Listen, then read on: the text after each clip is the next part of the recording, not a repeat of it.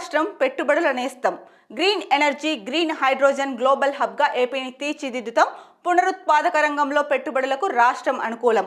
Speed of doing business విధానంలో అనుమతులు.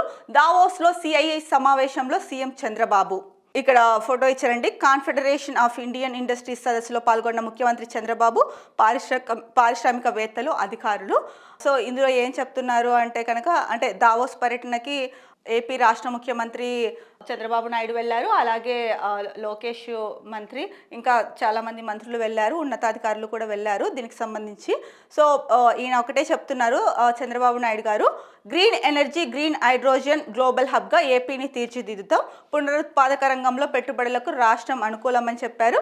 అలాగే స్పీడ్ ఆఫ్ డూయింగ్ బిజినెస్ విధానంతో అనుమతులు ఇస్తాము అంటే వేగవంతంగా పరిశ్రమలు ఎవరైతే పెట్టాలనుకుంటున్నారో వాళ్ళకి ప్రోత్సాహకాలు కానీ, అనుమతులు కానీ, రాయితీలు కానీ ఏవైతే ఉంటాయో అవి వేగంగా ఇస్తాము అని చెప్పేసి చెప్తున్నారు. అలాగే ఈ విషయాలన్నీ దావోస్ సిఐ సమావేశంలో చంద్రబాబు నాయుడు గారు చెప్పారండి. ఇంకొకటి ఏంటంటే కనుక, జనాభా మాకున్న అనుకూలత అని చెప్పారు. అంటే భారతదేశ గొప్ప ఆస్తి జనాభానే అని చంద్రబాబు నాయుడు అన్నారు. భారతీయ పారిశ్రామికవేత్తలు, ప్రత్యేకంగా ఏపీ వారు ప్రపంచవ్యాప్తంగా రాణిస్తున్నారు. 2027 నాటికి దేశ జీడిపి వృద్ధి రేటు భారీగా పెరుగుతుందని బ్లూంబర్గ్ అంచనా వేసింది. 2028 నుంచి భారత శకం ప్రారంభమవుతుంది. దేశానికి ప్రధాని మోడీ స్థిరమైన నాయకత్వాన్ని అందిస్తున్నారు అని చెప్పేసి దావోస్ సదస్సులో ఏపీ సీఎం చంద్రబాబు నాయుడు గారు అయితే చెప్పారు.